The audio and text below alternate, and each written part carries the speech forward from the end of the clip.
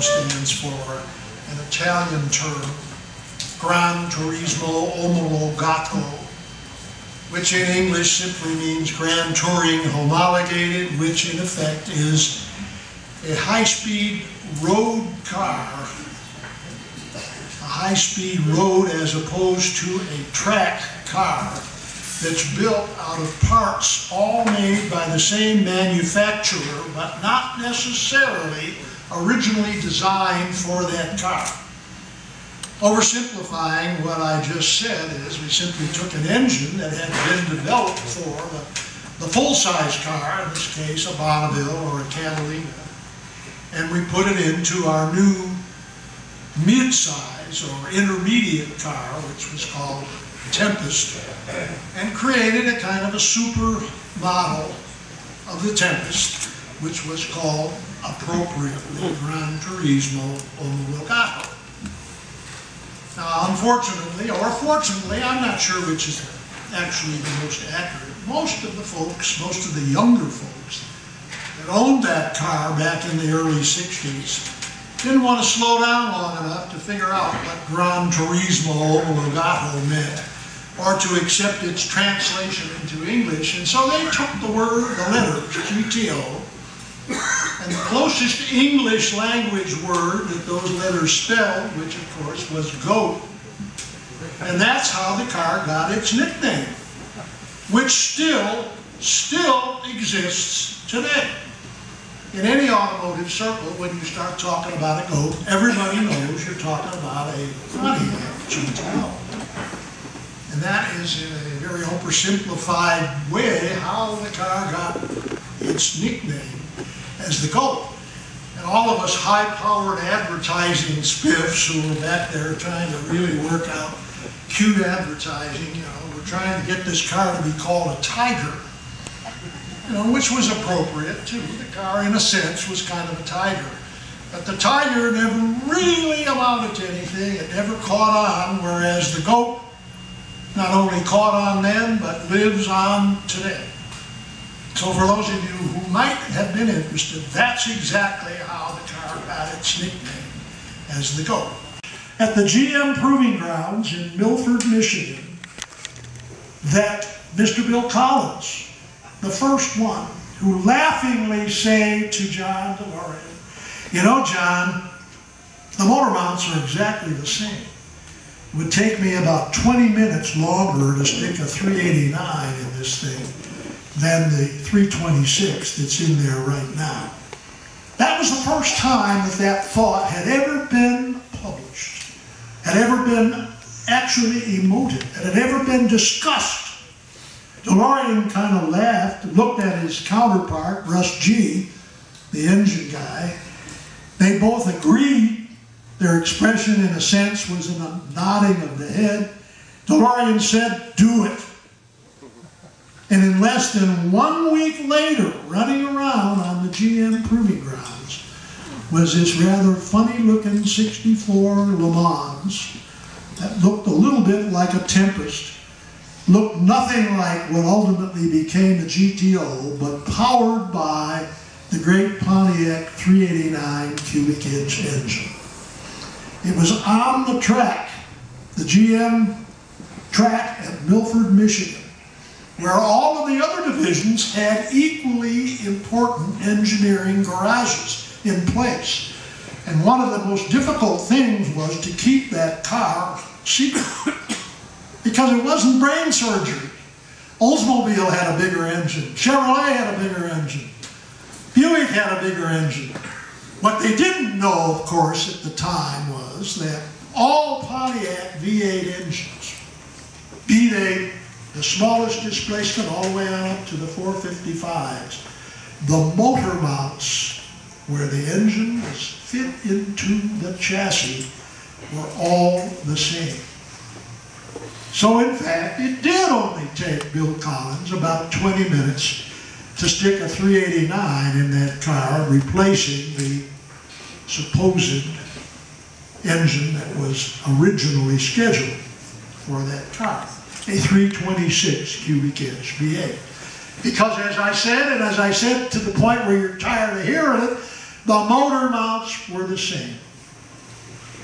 Well, that obviously began a tremendous new area of activity that first appeared as Pontiac introduced, but not very aggressively. The car, in fact, was literally snuck into the marketplace. And by snuck into the marketplace, I mean that Pontiac had decided among themselves, because they still operated one of their own manufacturing facilities, they were able to build 5,000 of these cars without anybody from General Motors knowing that it existed. And I'm talking about either Oldsmobile or Buick or Cadillac or Chevrolet or the executive management levels. And this was particularly difficult at the proving grounds, where anybody that was out on that track running a little hard attracted attention. And my good friend Russ G. tells a very interesting story. He said he had the car out there one afternoon and he got a little careless with it. He was running it a little bit hard. Suddenly he realized that he was doing what he was told not to do, so he slowed it way down and pulled it back into the parking area that existed next to the Pontiac garage. And it wasn't very long when a couple of folks from Oldsmobile showed up. Engineers, of course. And one of them said to Russ, "What the hell you guys got in that Pontiac Tempest? That thing sounds tremendous." Well, Russ had to come up with some kind of an abortive excuse. You know, they were testing some mufflers, testing a little bit different exhaust system, and that was why it had a different sound. And as you might appreciate, a very scared Russ G. brought the car back into the garage and never again ventured out with it. All right, so what was a GTO, which John DeLorean said, let's call this new car? Well, if you take it down to what it actually means, it's an Italian term. We've discussed it earlier today. Gran Turismo Omologato, which translates, as I said, into Grand Touring Homologated, which simply means high-speed road car made out of parts all manufactured by the same manufacturer, but not necessarily for a specific make. It was not going to be called a model, simply an option. I was then called in as just a kind of a young guy working for the ad agency and was instructed by John DeLorean, who at that time was still the chief engineer, put together a presentation. And what we are trying to do here in the long time opportunity to change Pontiac's image. Stay away from any of the performance numbers. Stay away from any of the capabilities. Just write a promotion that would be at least acceptable to be heard in the GM management's eyes as to how we were using this car in a very small and delicate way to help promote a new image for this car called Pontiac. So Pontiac was then told and not to touch this project anymore until the corporation had an opportunity to look at it. Well, as I said, by the time they went down to explain to the corporation what they had done in the interest of trying to change this Pontiac image, they had over 15,000 new orders. And so when they confronted the General Motors corporate people with these 15,000 new orders, for what really was in effect a Le Mans coupe and convertible. It hadn't yet even been released in a hardtop. Obviously, the General Motors people, who were businessmen and smart enough to know what profit meant and what sales meant, and here all of a sudden there's 15,000 orders for this one little Pontiac coupe called Le Mans.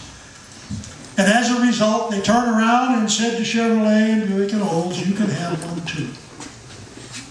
And that really is, in a sense, where the muscle car era, the muscle car market began. And of course, much to their chagrin, as you've heard me say many, many, many times, Chevrolet and Olds and Buick went back to their engineering group and said, okay guys, let's go. Only to determine that they had two engines. They had a small block and a big block, all at Chevrolet and at Buick and Olds. And suddenly realized that it was going to take more than just an afternoon to create a car that would be competitive to the GTO. Consequently, when the word got around that the corporation was going to approve, Pontiac let loose their advertising. And this is the kind of exposure that was displayed really only in the enthusiast magazine world as this new kind of Pontiac began to appear. These are ads that ran for the '64 car. I wouldn't stand in the middle of the page if I were you. It's a Pontiac GTO. You know, nothing particularly special, but kind of threatening. Then I was suddenly determined that Ferrari owned this name GTO. And when we brought the idea of making a comparison between this lousy $2,500 Pontiac and a magnificent, what was then considered, you know, unbelievable, a $20,000 Ferrari, suddenly they realized that Pontiac had stolen the name GTO from Ferrari. Well, on research, that was found out to be absolutely not true. And even though I have said this in front of perhaps thousands of people, I've published it in my book, it's been verified in every record, every kind of inspection, that the name GTO did in fact belong to the FIA, the Federation International Automobile, a governing body that controls automobile racing worldwide, headquartered in Paris, owned and had created a class of competition called GTO, which was just that, a car that was initially created to be used on the street, but now had been entered into organized competition. Even today, if you ask anybody in the car business, journalists, experienced executives, they'll all tell you that Pontiac stole the name GTO from Ferrari. Let me tell you one more time again, that is absolutely not true. The name belonged then, as it does today, to the FIA. Car and Driver magazine, of course, jumped on this car when they saw that the world was beginning to get enthusiastic about it. And they, in a sense, said, why don't we do a comparison between a new Pontiac GTO and a Ferrari GTO? This is the cover of the magazine that bowed in the spring of 1964 with the headline, Tempest GTO, 0 to 100 in 11.8 seconds. Let me tell you, that car wouldn't run 0 to 100 in 11.8 seconds, falling right off the top of the Empire State Building. But they thought so, and I sure as hell wasn't going to argue with them. The story that they ran actually backed that number up with a chart, which I show you here, which was part of that story. Look at that acceleration chart. It almost approaches a straight line. Look at the pictures that they took of the car in action at the famed Daytona Speedway. That car. And some of the really aggressive use of some of the sporty things that made that Pontiac Le Mans and its offshoots at that time a pretty significant style leader. The car itself and the name itself suddenly became sort of a romantic image, a romantic magic. Everybody wanted a GTO. Now, of course, because they had been scooped by the Car and Driver magazine, the folks at Hot Rod magazine, which at that time was, well, I'm going to compare them to the New York Times of the literary world. Hot Rod was the absolute Bible of the performance enthusiast magazine world at that time. And because they had been scooped by this story in Car and Driver, they were a little bit angry. And so they went to the Pontiac zone office in Los Angeles and asked for one of these GTOs. As it happened, they didn't have one in the stock. They were out being used. And so they offered them the use of the new convertible that the zone manager's wife had just taken delivery. It was a 2-speed automatic 4-barrel GTO convertible with wire wheel covers yet. And that was the car that Hot Rod Magazine tested when they ran that story. And as a result, the story started out, so what's the big deal? And ultimately publisher of Car and Driver magazine.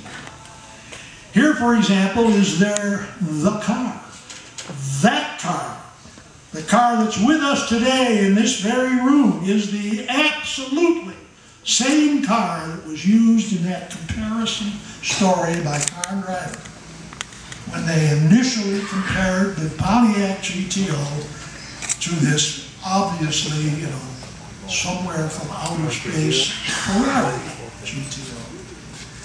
I've had the opportunity to drive this car. The car currently belongs to one of our fellow members, Mr. Tenny Fairchild, who is here in the audience today. He has maintained the car magnificently. Let's give Tenny a little bit of a hand for recognizing just what this car means to the absolute heritage of the Pontiac nameplate. And what this car means to the tradition that the name GTO has built, and the association with what GTO stands for and Pontiac. And to his credit, the car exists, as you see it here, in exactly or perhaps even better shape. And of course the car was a cheater. You think I was a jerk? The Car and Driver said they're going to run a test against a Ferrari, and I said, we got no chance of winning, but let's get a little bit closer. And of course the car had a 421 in it. Now I didn't tell the world that until about 10 years later, when I did publish my first book, Glory Days, in which I owned up to a fact that just about everybody in the business already knew, that that car was indeed a cheater. It was indeed a 421. Now, of course, as you all know, anybody who's spent any time working on a Pontiac engine, that a 421 isn't that much better than a 389. You do a good serious tune-up on a 389, do the same on a 421, yeah, it's going to have a little more torque, it's going to run a little bit better, but it isn't the end of the world. It isn't like we stuck a Hemi in it, or a blower on it, or some nitrous in it. It was a little torquier, it was a little more fun to drive. But that car, as it exists today, is exactly the same car that must be given the credit for starting the image of what has become perhaps, and I say perhaps just by being a little modest, maybe one of the greatest performance stories, one of the greatest marketing stories in the history of our automotive industry. Because if you ask today anybody who's close to being in the car business, as an enthusiast, as a participant, as a manufacturer, name a Pontiac, without any question you will get a huge majority who will say first, a GTO. It has become the image, the strong image, the delightfully strong image of what was, you know, a great division of General Motors. Here we see a little more pictures of the car. We look at the reality of the obvious plus of being first and assuming leadership. As I said before, the GTO launched an industry segment which we now have come to call the muscle car. What the hell is a muscle car? Well, if you get real serious about it, I'm going to show you. It's a smaller, lighter weight, intermediate-sized car. Designed initially for economy, but now powered by an engine built for a full-size car. That said to you, hey, don't screw with me or I'll blow your doors up. Chevelle, of course, in 1970 produced King Kong. Everybody who was ever involved in any kind of racing, and particularly street racing activity, knew that you ever ran into a well set up 70 SS 454, an LS6 as we sometimes call them. If you were smart, you stayed away from it. Or you certainly didn't put any money on it. Buick, in spite of the image, did get around to building an incredibly competitive muscle car, so to speak. In 1970, before General Motors decided to kill compression in all of their V8 engines, this 455 Buick with the special GSX model was no mild competitor. In fact, it goes down on my list of one of the top 5 fastest performance cars ever built out of a Detroit factory. And to get that 5, that's another discussion, which I'm very happy to get into if anybody is interested. Performance is going to never, ever, ever leave part of the new car market. I've said it before, I've said it in front of everybody that I've talked to. As long as there are 2 cars, there will always be a race. And with that, I simply want to say thank you for being an incredibly patient audience, struggling with me as we did, to kind of get started. And thanks again. It was a wonderful opportunity. You are a great audience.